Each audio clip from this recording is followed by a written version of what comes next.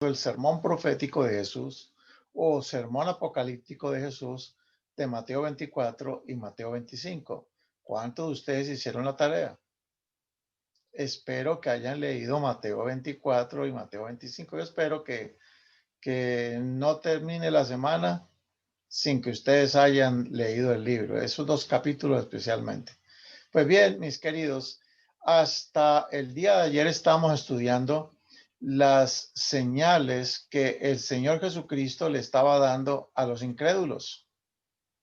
Y noten ustedes que a nuestro primer tema estuvimos hablando de que la gran señal que va a producir un cambio en nuestros corazones, en la vida de todo el mundo, es la señal del Señor Jesús. De si contemplamos a Jesús, nuestras vidas serán transformadas. Y estudiamos la señal que el Señor le diera a los incrédulos, diciéndoles, usted no tiene que ser ni miembro de iglesia. No tenemos ni que ser miembro de iglesia para darnos cuenta de que estamos cerca de la venida del Señor. Y hemos visto, por ejemplo, de que todas estas cosas que están pasando ahorita, el coronavirus, el problema social, el problema político, todo eso realmente no son señales del fin del mundo. Son señales de principios de dolores, que es distinto. Pero ¿cuál es exactamente la señal del fin del mundo? Es Cristo viniendo a las nubes de los cielos. Y cuando esa señal se cumpla será demasiado tarde. Por eso el Señor, en su misericordia, no nos da una señal específica que uno diga, oh, viene mañana. No, Él espera que todos de una manera libre, de una manera voluntaria y con amor le aceptemos a Él. Hoy continuaremos estudiando la segunda señal que el Señor le dio a los fariseos, a los enemigos, a los incrédulos, en cuanto a cuán cerca, eso sí, el Señor dio señales para dar a entender cuán cerca estaba la venida de Él, pero nunca dio una señal exacta diciendo en tal fecha yo vuelvo, porque el día y la hora nadie lo sabe. Entonces, voy a compartirles la pantalla a partir de este momento y entramos, como se dice, en materia para nosotros hablar del tema de hoy, que se trata de cómo salvaguardar a nuestras familias del naufragio de este mundo. Decíamos entonces de que hay dos tipos de señales.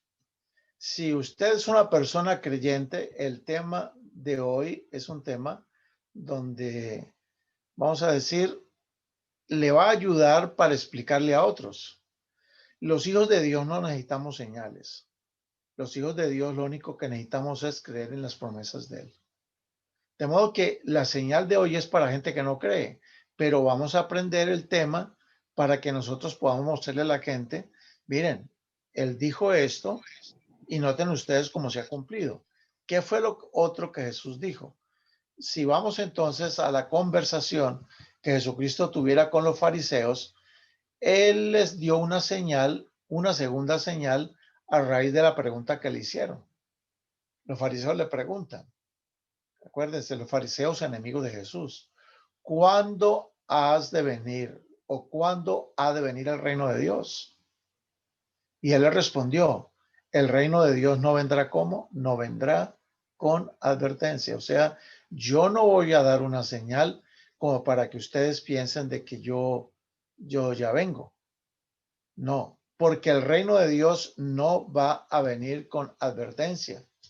La gente no va a decir, mire, helo aquí o helo allí, porque él dijo, el reino de Dios ya está aquí entre vosotros. Y si Cristo estaba, pues el reino de Dios ya había comenzado. Porque para que exista un reino se necesita que haya un rey. Y si Cristo ya es el rey de mi vida, el reino de Dios ya comenzó entre nosotros. No necesitamos decir como en el Padre Nuestro, venga a nosotros tu reino, no, porque Él ya está. Él ya está en nuestros corazones. Así veamos a Cristo, verlo con nuestros ojos viniendo o muramos antes de eso, nosotros creemos de que el reino de Dios ya comenzó y comenzó entre nosotros. Pero esto no lo va a creer un fariseo. Esta razón de Jesús no la va a creer un ateo. Un incrédulo no la va a creer. Entonces el Señor va a dar una segunda señal para que la gente incrédula se dé cuenta de que lo que él dice es cierto. ¿Y cuál fue la señal? Miren ustedes. Lucas 17, que es vamos a decir, un capítulo paralelo con Mateo 24, dice lo siguiente. Como fue en los días de Noé, así también será en los días del Hijo del Hombre. Ayer estábamos estudiando de que como fue en los días de Lot, hoy estamos estudiando cómo fue en los días de Noé. Y Cristo dice, cuando el mundo sea como fue en tiempo de Noé, yo vuelvo a la tierra. De modo que es tremendo. Esta es una señal que uno no tiene que ser ni religioso ni ir a ninguna iglesia para darse cuenta que se ha requete cumplido. Muy bien. ¿Y cómo era la gente en tiempo de Noé? Igualita como en los tiempos de Lot. Un tiempo de prosperidad, un tiempo de paz, un tiempo de tranquilidad, de modo que no es como en este tiempo, porque este tiempo es de mucha zozobra, mucha gente con hambre, donde hay distanciamiento social, donde los hospitales, otra vez, por ejemplo, aquí en el caso de los Estados Unidos, pueden estar llegando al borde del colapso, donde en muchos lugares, como en Centroamérica, incluso en Colombia, la isla de Providencia, han sido arrasados por este huracán, este nuevo huracán que se ha levantado, el huracán Iota. Bueno, Cristo dijo que cuando Él venga, le dijo a los incrédulos, a los fariseos, dijo, cuando yo venga, será un tiempo de mucha paz en la tierra. ¿Por qué digo que es un tiempo de mucha paz? Porque la gente dice, como en los días de Noé, la gente comía, bebía, se casaba y se daba en casamiento. O sea, esa expresión se daban en casamiento quiere decir y se casan y se vuelven a casar otra vez y muchas veces más. Se dan en casamiento, se ofrecen en casamiento. Hasta el día, o sea que esta situación va a ocurrir incluso hasta el mismo día en que Noé entró en el arca y vino el diluvio y lo destruyó a todos. O sea, mis queridos, yo quisiera tener tiempo para hablarles de esta señal que dio el apóstol Pablo, pero no es parte de la temática de esta semana. Pero el apóstol Pablo dijo de que cuando la gente diga paz y seguridad, entonces vendrá destrucción repentina. De modo que Pablo, profetizando, dijo, antes de que Cristo venga, se tiene que lograr una pacificación mundial. Todo el mundo se pone de acuerdo. Hay paz mundial. Y es cuando, ¡guau!, en el golpe tremendo. Bueno, los hijos de Dios ya estamos advertidos acerca de todo esto. De modo, mis queridos hermanos, si Jesucristo dijo que su venida sería como en los días de Noé, ¿quién no sabe que Noé tiene que ver con el diluvio? Bueno, podríamos decir que este mundo está en un naufragio. Este mundo cada vez está peor. Aunque se encuentre la vacuna para el coronavirus, este mundo sigue igual, sigue mal, sigue peor. El mundo está naufragando socialmente, está naufragando económicamente, están naufragando emocionalmente. Las familias están naufragando, los jóvenes están naufragando. Por doquiera nosotros vemos damnificados por todas partes. De modo que hoy vamos a estudiar cómo salvar a la familia del naufragio. ¿Cómo hacemos para tirarles botes salvavidas o tirarles salvavidas a las personas? Nosotros hemos sido escogidos para lanzarle los salvavidas a la gente y que la gente pueda escapar del naufragio mundial. De modo que, hermanos, para que podamos entender cómo fue en los tiempos de Noé, vamos a tenernos que ir un poquito atrás en la historia de Noé. Cuando el mundo fue creado, el mundo era un mundo hermoso, pero a raíz del pecado, perdón, a raíz del pecado, se aparecen en el mundo una cantidad de emociones, consecuencias, sensaciones que no son nada agradables. Miren, la Biblia realmente tiene 4 capítulos perfectos. Cuando digo perfectos, quiero decir que son 4 capítulos donde todo es armonía, todo es felicidad, todo es bendición. ¿Y cuáles son los capítulos? Son los primeros 2 capítulos de la Biblia, o sea, Génesis 1 y Génesis 2. Y los últimos 2 capítulos de la Biblia, o sea, Apocalipsis 21 y Apocalipsis 22.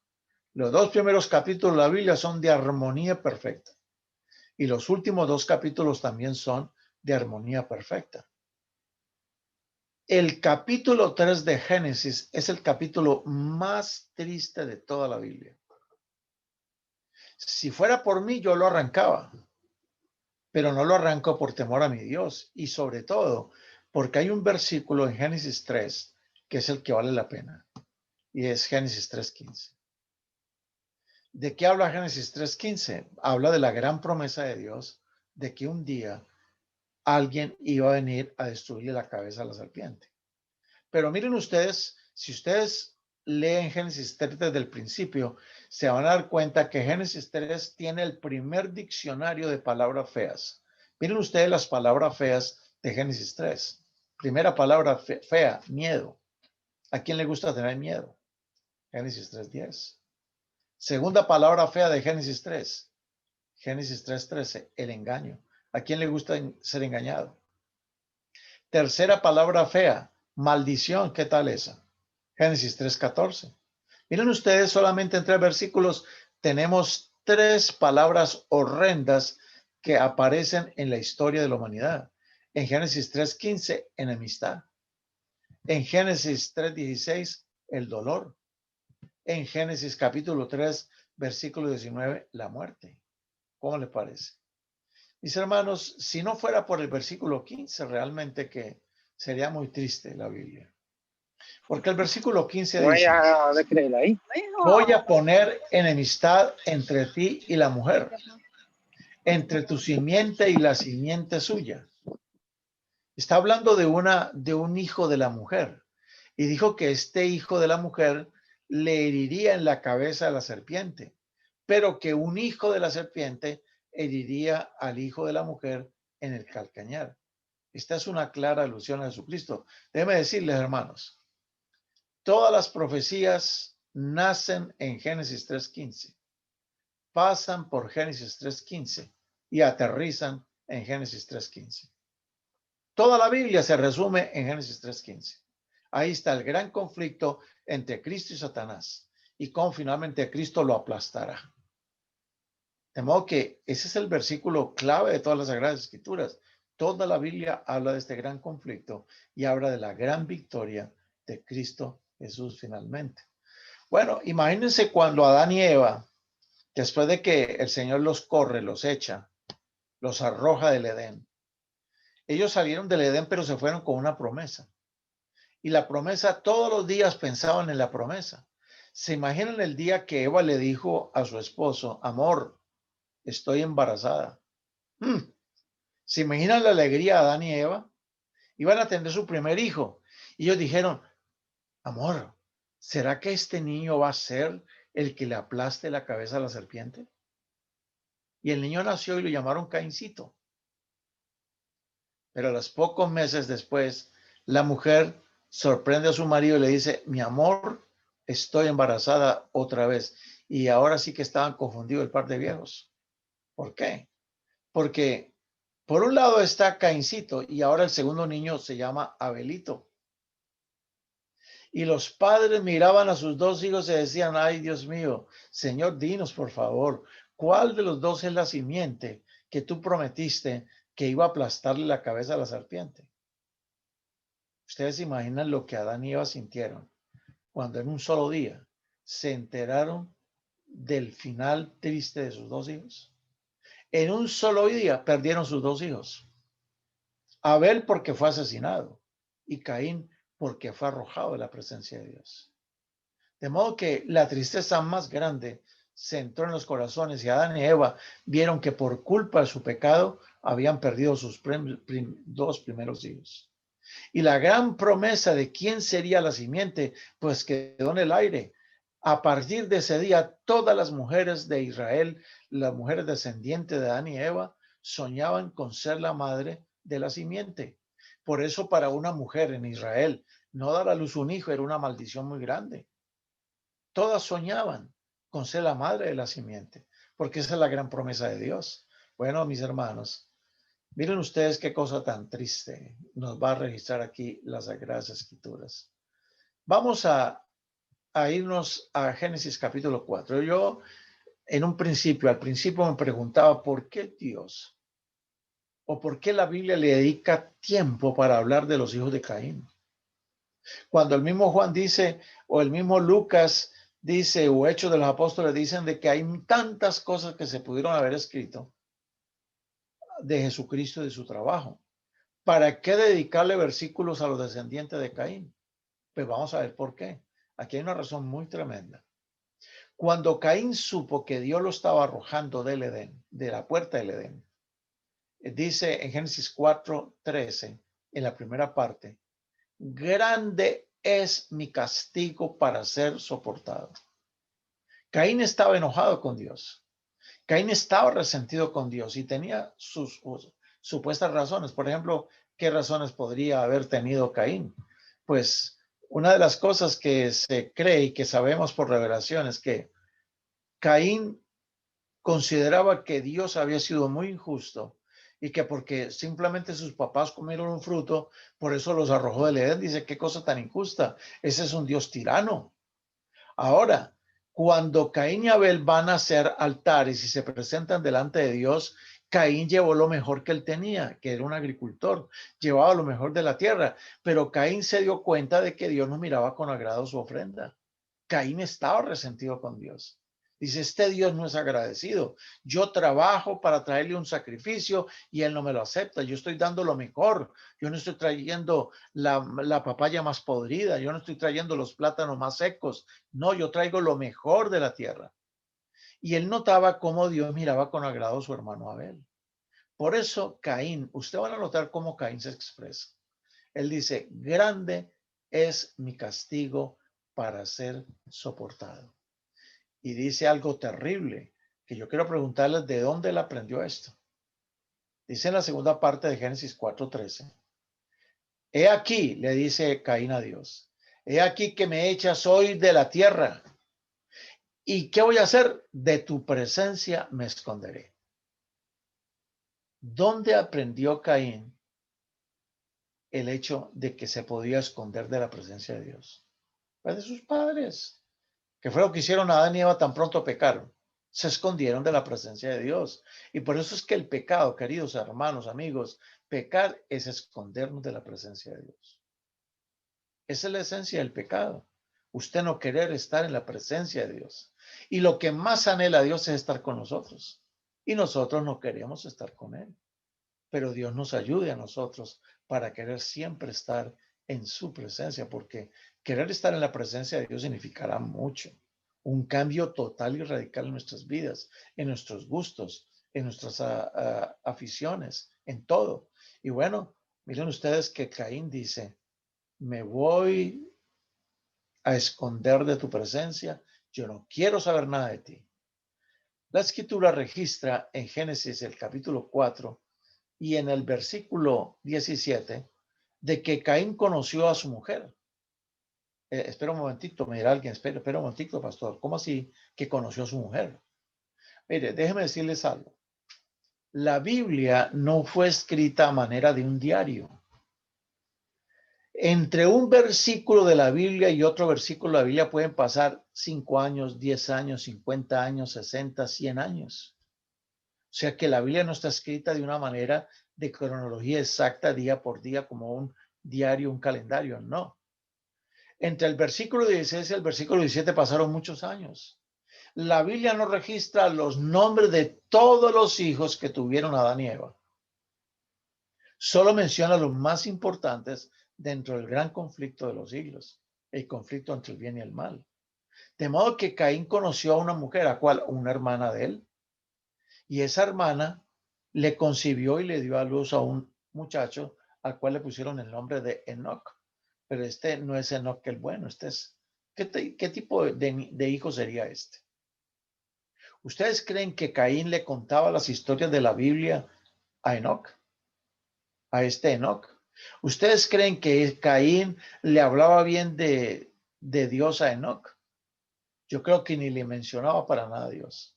Enoc se levantó separado totalmente de Dios y del conocimiento de Dios. Y la Biblia sigue registrando de que a partir de este momento aparecen en el mundo los descendientes de la carne, o sea, los que son separados de Dios, los hijos de la carne. Y a este Enoc, la Biblia menciona que le nació uno llamado Irad. Y a Irad le nació un hijo llamado Mehujael. Y a Mehujael le nació Metusael. Y a Metusael le nació Lamec. Y aquí nos detenemos un poco. ¿Qué pasó con este Lamec? Dice la Biblia en Génesis capítulo 4, versículo 17 al 19, y yo lo resumo ahí un poquito. Dice la Biblia que Lamec tomó para sí ¿cuántas mujeres? 2. Entonces yo les pregunto, ¿dónde surgió la bigamia? ¿Con quiénes surgió la poligamia? Pues con los descendientes de Caín, que para efecto de este tema lo vamos a llamar los hijos de la carne. Ya vamos a ver por qué son los hijos de la carne. Yo no les puse un título ahí por ponerlo. No. Estos son los hijos de la carne. Y este Lamec, un día, dice la Biblia, que un día Lamec llamó a sus 2 mujeres y les dijo, Ada y Sila, escuchen mi voz, oí mi voz.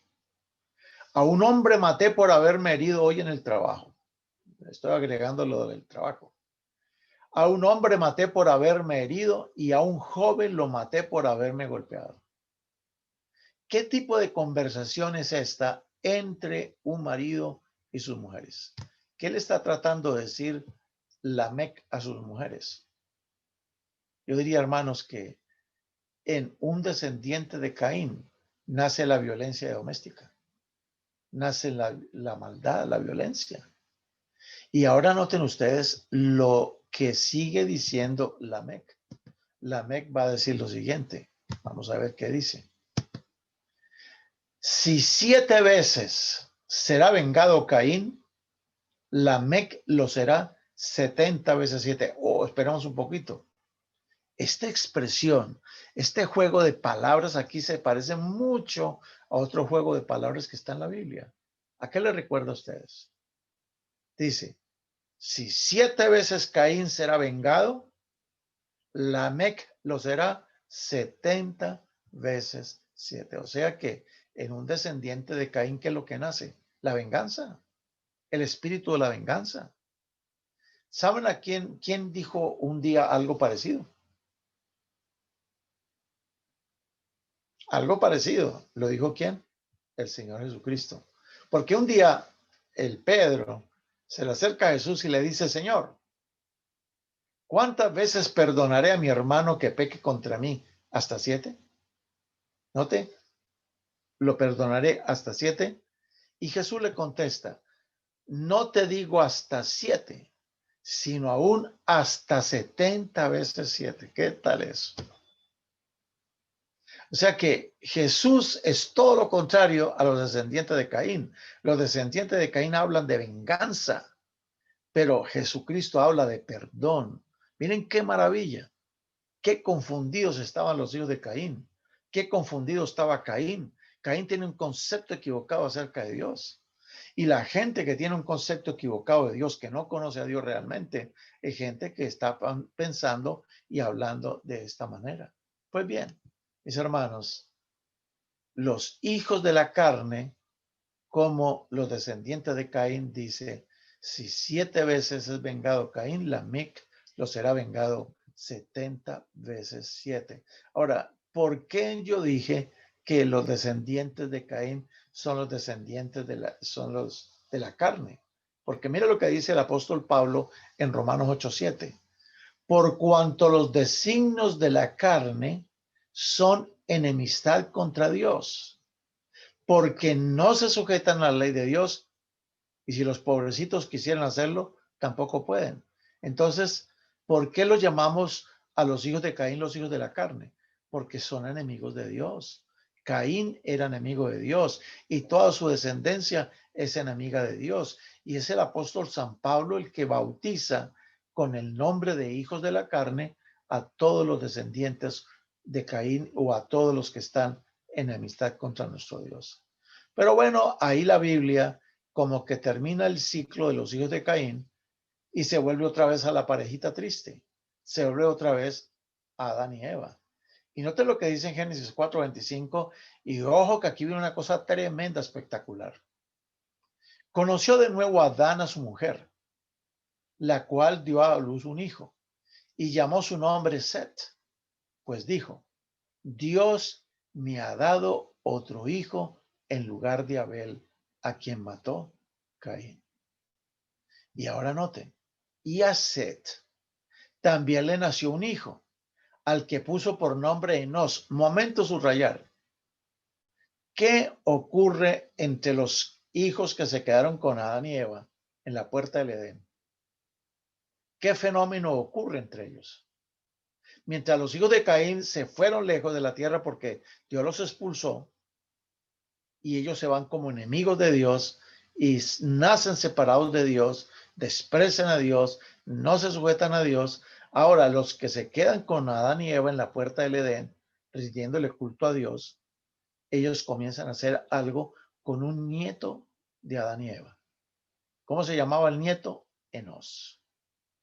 En el tiempo de Enos, del nieto de Adán y Eva, que comenzó en la tierra, entonces los hombres comenzaron a invocar el nombre de Jehová. Claramente estamos notando aquí de que ya en la tierra hay dos tipos de personas, dos tipos de familias. Ayer estábamos hablando de dos familias, la familia de Abraham y la familia de Lot. Hoy vamos a hablar de dos tipos de generaciones. La generación de los que invocan el nombre de Dios y la generación de los que están en amistad con Dios. Quiere decir, mis hermanos, que ya para entonces en la tierra había dos tipos de personas.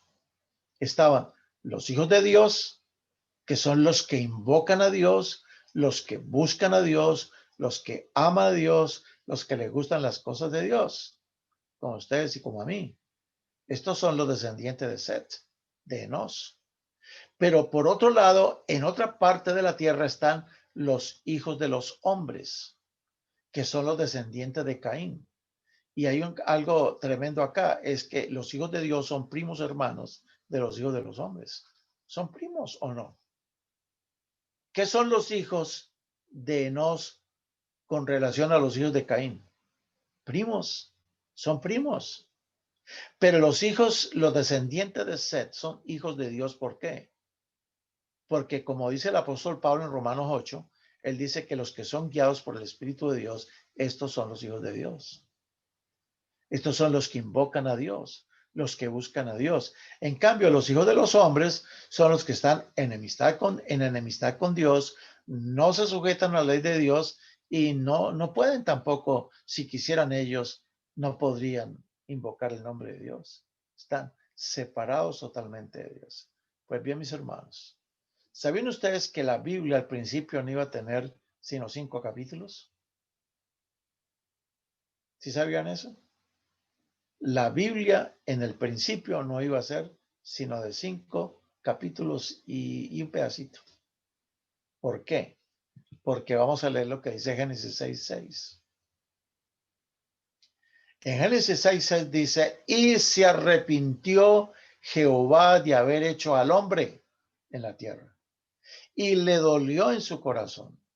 Y Dios dijo, borraré de la faz de la tierra a los hombres que he creado, desde el hombre hasta la bestia, el reptil y las aves del cielo. Los voy a borrar. Y vuelve a repetirlo por segunda vez, pues me arrepiento de haberlos hecho. Ay, ay, ay. Y ahora viene la pregunta del millón. ¿Por qué Dios se arrepintió de haber hecho al hombre? ¿Por quién lo estará diciendo? ¿Lo estará diciendo por los hijos de Caín? ¿O lo estará diciendo por los descendientes de Set, de Enos? Dios dice, me arrepiento de haber creado al hombre, pero espera un momentico, Dios. Sí, Señor, yo entiendo que los descendientes de Caín, ellos, los descendientes de Lamec, ellos no quieren saber nada de ti. Son malos, son perversos. Pero Señor, los descendientes de Enos, Enoc el bueno, Matusalén, Noé, esta gente pues te invocaba, te invoca. ¿Cómo es que te arrepientes de haber hecho al hombre? ¿Saben ustedes, hermanos, cuál fue la peor desgracia del diluvio? La peor desgracia en el diluvio no fue la pérdida de los hijos de Caín. Estos ya estaban perdidos. La mayor desgracia en el diluvio fue la pérdida de la mayor parte de los hijos de Nos. De los hijos de Set. ¿Cómo, pastor? ¿Dónde dice eso? Pues sí, sí lo dice. Dice en Génesis 6:8 que cuando Dios pasa su vista por toda la tierra, solamente Noé halló gracia ante los ojos de Jehová. Pero oiga, y Noé, pues él iba a la iglesia. ¿Y qué pasaba con todos los que iban con él a la iglesia? ¿Qué pasaba con todos los que iban al culto con Adán y Eva y sus descendientes? Casi que Adán y Eva logran vivir hasta el tiempo de Noé, pero Dios en su misericordia permitió que se murieran antes. ¿Se imaginan el dolor que sintieron Adán y Eva cuando vieron la pérdida de Abel y cuando vieron la pérdida de Caín? ¿Qué hubieran sentido los abuelos Adán y Eva si ven la destrucción de toda la humanidad por culpa del pecado? Eso hubieran enloquecido. El dolor hubiera sido indescriptible. Pero Dios se los llevó antes del diluvio. Lo mismo que se llevó a otros antes del diluvio. A Enoc se lo llevó antes del diluvio. Queridos hermanos, solamente Noé halló gracia. Y miren lo más terrible. En los días de Noé, ¿en los días de qué? De Noé. Mientras él preparaba el arca, 8 fueron salvadas por agua. ¿Cuántos eran los miembros de la iglesia en aquel entonces? ¿Cuántos invocaban el nombre de Dios? Oh, estoy hablando de los descendientes de Enos, de los descendientes de Set, de los que estaban a este lado de la tierra, lejos de los descendientes de Caín. Los descendientes de Caín no los contemos, están perdidos. Pero ¿por qué no hablamos de los descendientes de Enos? Los que invocaban el nombre de Jehová, los que cantaban los himnos, los que iban a la iglesia en la puerta del Edén, los que buscaban a Dios, que contaban las historias de los niños. ¿Qué pasó con todas esas? ¿Cuántas personas creen que eran? Si una mujer podía vivir 800 años, ¿a qué edad creen ustedes que le llegaba la menopausia a las mujeres en aquel tiempo? ¿Cuántos hijos podía tener una mujer en aquel tiempo? Para ellos tener hijos era una bendición y era riqueza, porque entre más hijos tuvieran, tendrían más manos para trabajar y más manos para defenderse. De modo que el varón que no tenía hijos despedía a la mujer, se buscaba otra, porque para ellos tener hijos era una bendición. ¿Cuántos hijos creen que descendieron de Set y de Enos? Fueron millones, creo yo. Millones. Ya para el tiempo del diluvio. Si una mujer puede tener 20 hijos, 15, 20 hijos y solo viviendo 70 años, ¿cuántos hijos podría haber tenido una mujer viviendo 600, 700 años? Bueno, hermanos, ¿saben cuál fue la peor desgracia en el diluvio? La peor desgracia en el diluvio no fue la pérdida de los hijos de Caín. Esos ya estaban perdidos. La peor desgracia en el tiempo del diluvio fue la pérdida de millones menos 8. Millones menos 8 en el diluvio. Todos los que invocaban el nombre de Jehová, que iban a la iglesia, se perdieron menos 8 personas. Porque, hermanos, como ya lo he dicho ya varias veces en los temas anteriores, no basta ser miembro de iglesia. No basta ir a una iglesia.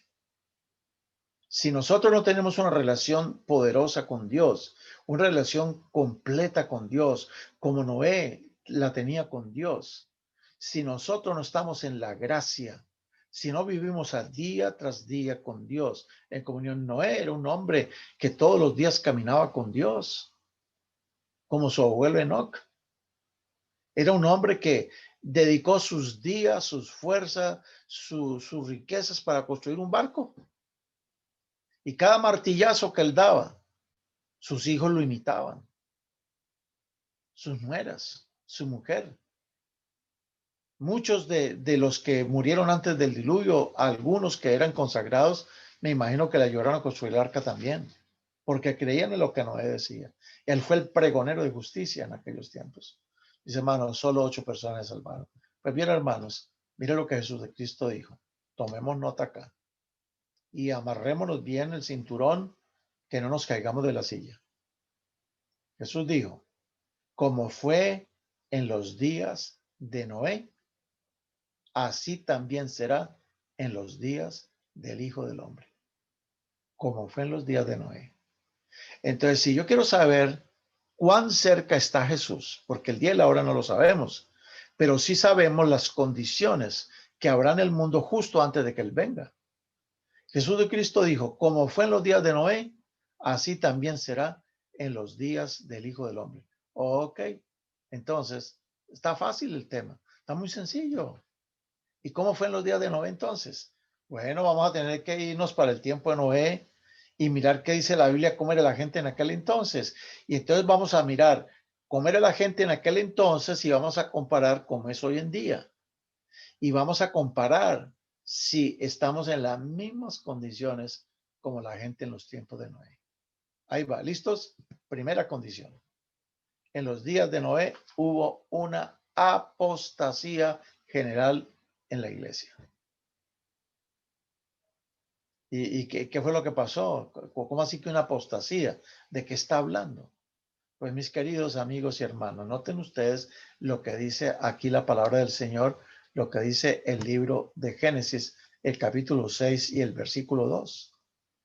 ¿Qué dice Génesis 6:2? Viendo los hijos de Dios. A ver, un momentito.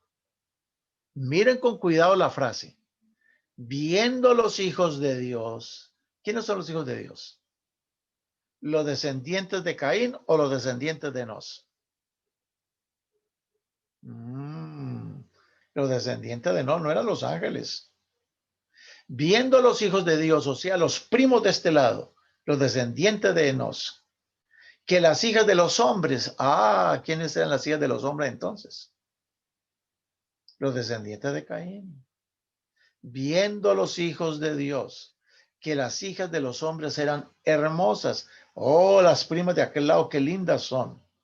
Tomáronse mujeres escogiendo entre todas.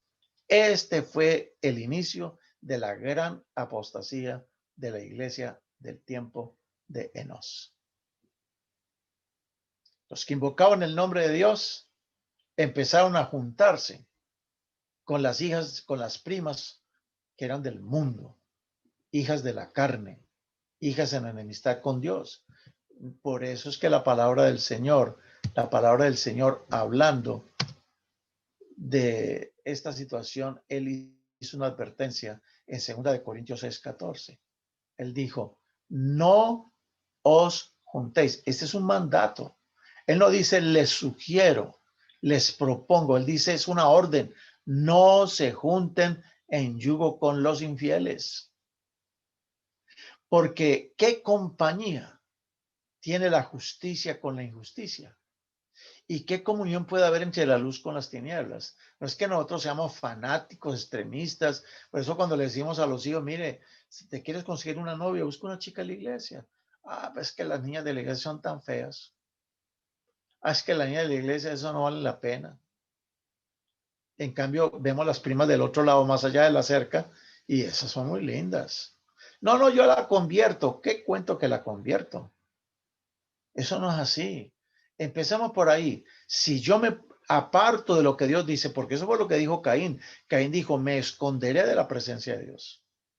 Entonces, si yo comienzo a esconderme detrás de un arbolito para no hacer todo lo que Dios me dice, me metí en el terreno del enemigo, en un terreno completamente equivocado. La segunda cosa que ocurrió en tiempos de Noé. Bueno, en cuanto a la primera, ¿ustedes qué piensan hoy en día? ¿Será que hay mucha apostasía en las iglesias? Se dicen ser cristianos, pero ¿qué? Muchos vemos que simplemente parecieran, pero no son. Pero miren ustedes, hermanos, por haberse juntado con las primas del otro lado, viene lo segundo, que es la corrupción del matrimonio. Hoy en día, Noten ustedes el cake de bodas aquí, que el cake de bodas no dice happy marriage, sino que dice happy divorce, feliz divorcio. La gente se está casando hoy en día ya con las cláusulas del divorcio. No hablan de amarse para siempre, sino que hablan, y bueno, ¿y con qué parte te vas a quedar cuando nos separemos, si nos separamos? Y ya se ponen de acuerdo antes de casarse de qué cosas de cada quien. Ese es el mundo actualmente. Dice en Mateo 24:38, Jesucristo dijo, porque como en los días antes del diluvio estaban comiendo y bebiendo y casándose y dándose en casamiento. Esa expresión, ¿qué quiere decir? Que la gente se casaba, pero ya estaban pensando con quién me voy a casar más. O cuando me separe de esta o de este, ¿con quién me voy a casar? De modo que está hablando de la corrupción del matrimonio. Hace unos días descubrí que el récord mundial de casamiento lo tiene una mujer, ya murió. Se llama Linda Lou Taylor. Ella es la única mujer en el mundo que se ha casado 29 veces y 29 veces se divorció. Casarse y darse en casamiento. El que más le duró 7 años. Y el que menos le duró 36 horas. Esto alguien dirá, esto es de risa. No, esto es de llanto. Porque en este mundo que nosotros estamos viviendo, la gente se cambia de esposo o de esposa como cambiarse de medias o de calcetines. Por cualquier razón se divorcian. Hay matrimonios que a los 2, 3 meses la luna de miel se les vuelve una luna de hiel, de amargura. Queridos, ha llegado a un punto tan bajo y tan ruin el concepto del matrimonio, que es totalmente opuesto a lo que Dios inventó. ¿Saben qué? El que se inventó el matrimonio fue Dios. Y el matrimonio es un símbolo de la divinidad. Porque de la manera como el Padre, el Hijo y el Espíritu Santo son tres personas distintas, pero son un solo Dios.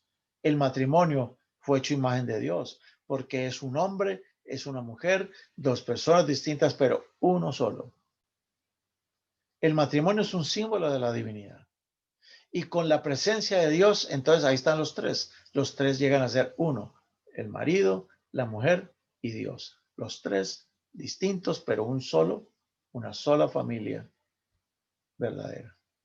Pero mis hermanos, un día estaba leyendo un libro, me encanta leer los libros, y de pronto casi que me caigo de la silla cuando estaba leyendo, porque yo cuando compré este libro era escrito por un obispo de una iglesia protestante aquí en los Estados Unidos. ¿Y saben qué leí yo? El hombre decía lo siguiente, que el homosexualismo no solamente no debe ser rechazado, sino que el homosexualismo es un don de Dios. ¿Qué tal? Ay, yo, no, casi me voy de para atrás, dije yo, pero ¿cómo? Pero ¿cómo? Este concepto yo se lo acepto a un pagano o se lo acepto a un mundano, pero un obispo protestante escribiendo de que el homosexualismo no debe ser rechazado, sino que debe ser celebrado porque es un don de Dios. Yo ese libro lo eché a la basura, pero antes de echarlo a la basura, me fui otra vez a la contraportada para ver quién era el autor, a revisar el nombre, y encontré la foto del autor. Ahí está con su esposo. Con razón digo eso.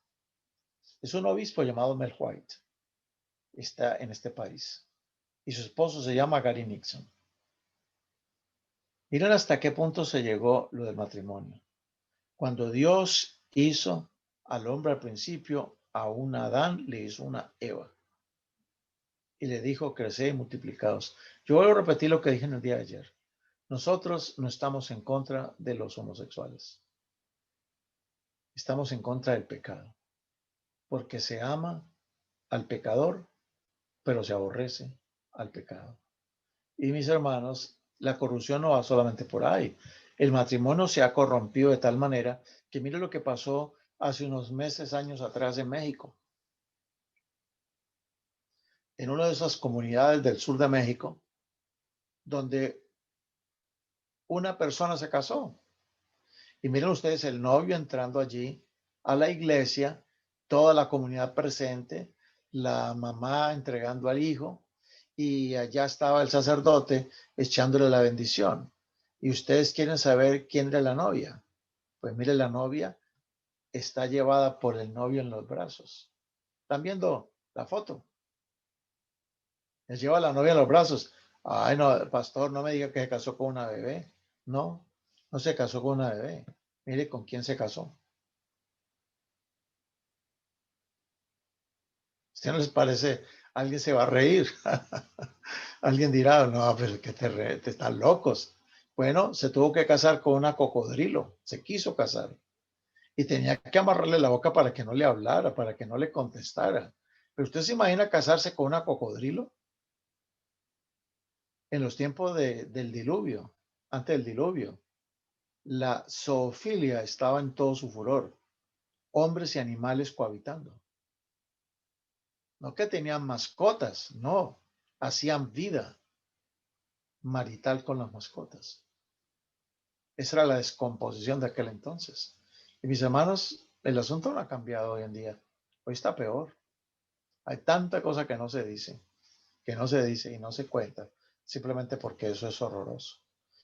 Miren la tercera situación que pasó en los tiempos de Noé. Dice en Génesis 6:5, el Señor vio que la maldad de los hombres era mucha en la tierra. ¿La maldad era qué? Mucha en la tierra. Y que todo, ¿qué quiere decir todo? ¿Cuánto es todo? 10%, 50, 60, 75% o el 100%. 100%.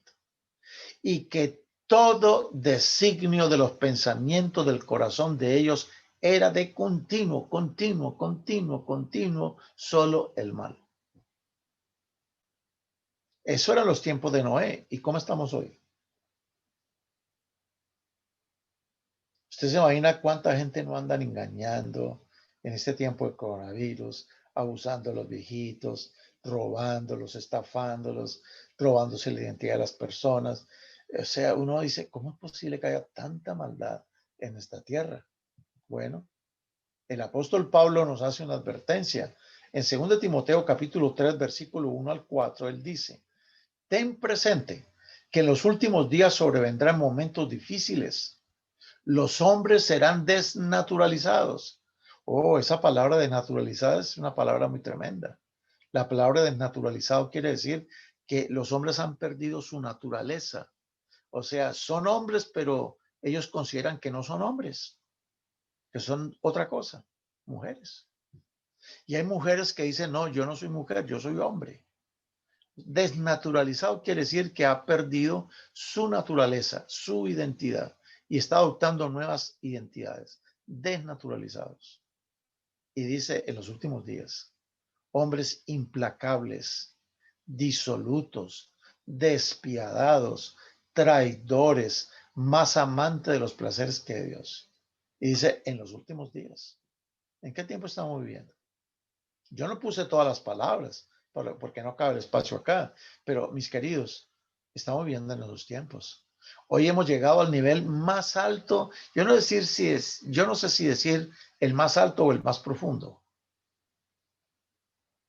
La maldad en su punto más alto. Yo diría, estoy pensando que me lo va a cambiar la próxima vez, en su nivel más bajo. Miren, el tráfico de personas para prostitución produce 32.000 millones de dólares anuales de ganancias. La prostitución. Y uno se pregunta cómo hay hombres y mujeres que se prestan para todo eso. No, no es que se prestan necesariamente.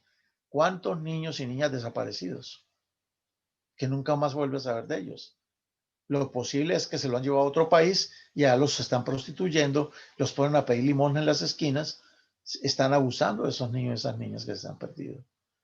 Hoy en día, la pornografía infantil está en aumento, una cosa exagerada. La pederastia, el abuso de los niños y niñas, sin distinción de sexo. Hay 120 millones de niñas abusadas en el mundo, de acuerdo a la UNICEF en el año 2018. Y estamos hablando de las niñas abusadas, casos que se denuncian. Pero tengo mis temores de que la mayoría de los casos no se denuncian porque el abusador está en la familia. El abusador puede ser un tío, puede ser un hermanastro, puede ser el padrastro, puede ser hasta una hermana mayor, una prima. Y esos casos no se denuncian simplemente para evitar una división más grande en la familia, una tragedia. Pero esto es lo que se sabe apenas, 120 millones de niñas abusadas en el mundo. El tráfico de niños está aumentando terriblemente. ¿Y para qué se roban los niños? Ya dijo, puede ser para la prostitución o para robarle los órganos, quitarle los órganos del cuerpo y venderlos en el mercado negro. La violencia ha llegado a tal nivel, la maldad ha llegado a tal nivel, que cada 7 minutos un adolescente es asesinado en el mundo, según la UNICEF. Ay, mis hermanos. Y miren la cuarta señal de cómo era en el tiempo de Noé. Dice en el libro de Génesis 6:11, que a la vista de Dios la tierra se había corrompido y ahora agréguenle, estaba llena de violencia. Entonces, dígame, yo necesito ser un estudiante de la Biblia, ser miembro de una iglesia para entender que estamos en el tiempo del fin. Si una persona no necesita ser miembro de una iglesia para darse cuenta que las señales que Jesucristo dio se han cumplido. Él dijo, cuando el mundo sea como en los tiempos de Noé, yo vuelvo a la tierra. Y lo que voy a poner acá, el resumen del tema, esas no son razones, que son razones que usted las acepta, aunque no sea creyente. Porque es que estamos viviendo una realidad como esta, la apostasía general en las iglesias. Hay gente que va a las iglesias, pero son enemigos de Dios porque no se sujetan a la ley de Dios. O porque están viviendo en pederastia, están viviendo en abuso, están viviendo explotando a la gente, tienen la iglesia por negocio, una apostasía terrible en las iglesias. La segunda característica del tiempo de la gente en el tiempo de Noé, la corrupción del matrimonio, como hoy en día. Tercera característica, la maldad generalizada. Y la cuarta característica, la violencia. Pregunta. Jesucristo dijo que cuando el mundo se acabe, será como en los tiempos de Noé. La pregunta es, ¿estamos viviendo como en los tiempos de Noé? Aquí no estamos hablando de religión ya. Hablemos en términos social. ¿Eso es lo que estamos viendo? Religiosos, pastores, sacerdotes abusando de menores, y está apenas saliendo a la luz pública la cantidad de abusos que ocurrieron en el pasado. Eso es apostasía. Además de las falsas doctrinas que enseñan. La corrupción del matrimonio. No hay que ser miembro de una iglesia ni estudiar la Biblia para entender que estas cuatro señales están requete cumplidas hoy en día. Por eso esta señal de Noé fue dada a los fariseos, a los que no creían. Y yo he dado este tema para que si alguien no creía se dé cuenta que lo que Jesús dijo es cierto. Mis hermanos, en el tiempo de Noé una puerta se abrió. Y Noé predicó. Se cree que 120 años estuvo predicando de que él estaba haciendo ese barco para que todo aquel que fuera creyera sería salvo.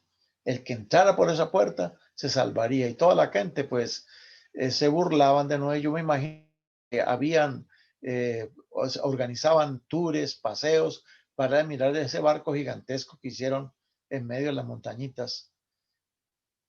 Y de que ese loco decía que iba a haber un diluvio. Pero mis hermanos, nosotros sabemos por la Biblia que los que entraron al arca fueron los animales. Más fueron los animalitos que las personas. Por eso cuando uno le dice a otra persona para ofenderle, este pedazo de animal, oiga, párate un momentito, ¿por qué tienes que ofender al animal?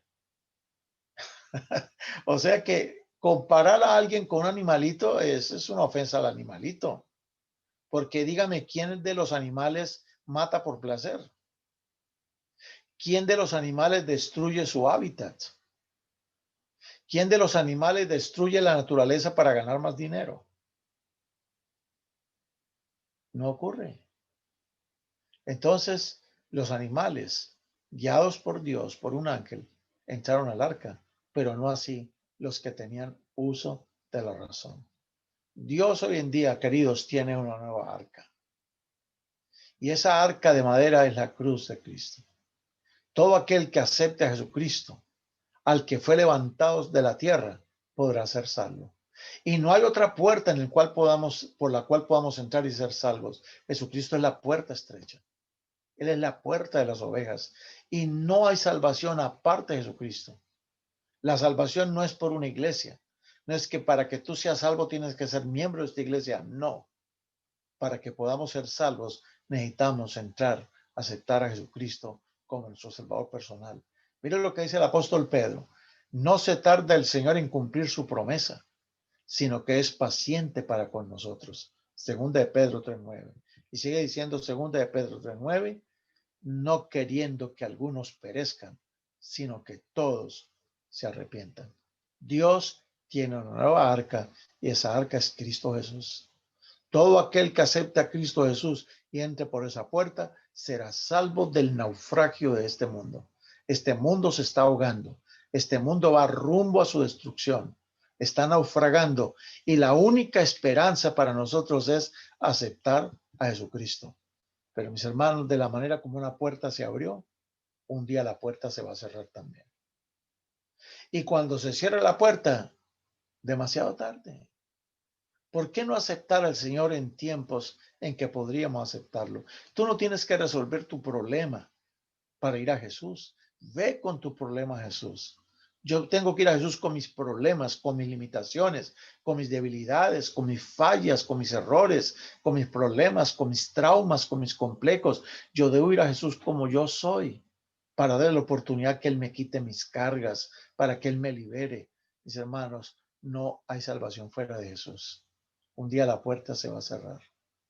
La invitación de Jesús en esta hora es, yo he abierto la puerta y nadie va al cielo sino a través de mí. ¿Qué nos cuesta aceptar a Jesús y darle una oportunidad a Él para que transforme nuestras vidas? Yo termino el tema diciendo, yo alabo a mi Dios por Noé y su familia. Porque si Noé, si Noé no hubiera hallado gracia, nosotros no estaríamos contando el cuento hoy en día. ¿Sabe por qué le doy gracias a Dios? Porque Noé fue salvo y porque la mujer y los hijos le creían a Noé. Porque esa es una tragedia hoy en día. Hay muchos de nosotros que a lo mejor ni nuestra mujer, ni nuestros hijos ni nos creen. Porque ellos ven una cosa y otra cosa. De modo que nosotros tenemos que hacer como Noé, consagrarnos de todo corazón para que si viene la destrucción, al menos mi familia sea salva. Al menos mi familia sea salva. Entonces, queridos hermanos, el gran llamado de nuestro Señor Jesucristo es, yo vuelvo pronto. Y ya les dije cómo va a ser el mundo cuando yo venga. Y estamos viviendo en ese mundo. ¿Qué tenemos que hacer?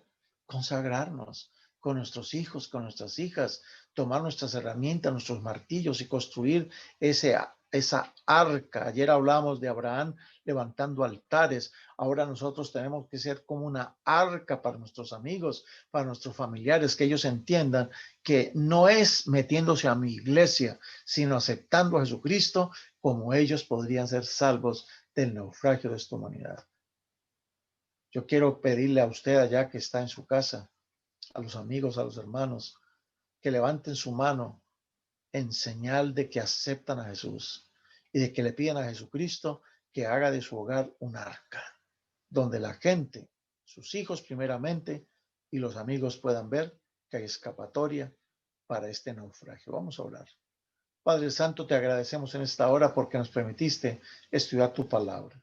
Te imploramos, Señor, que tu Santo Espíritu fije esos conceptos en nuestros corazones, que nos demos cuenta que estamos previos al regreso de Jesús, que nuestra familia pueda ser salva.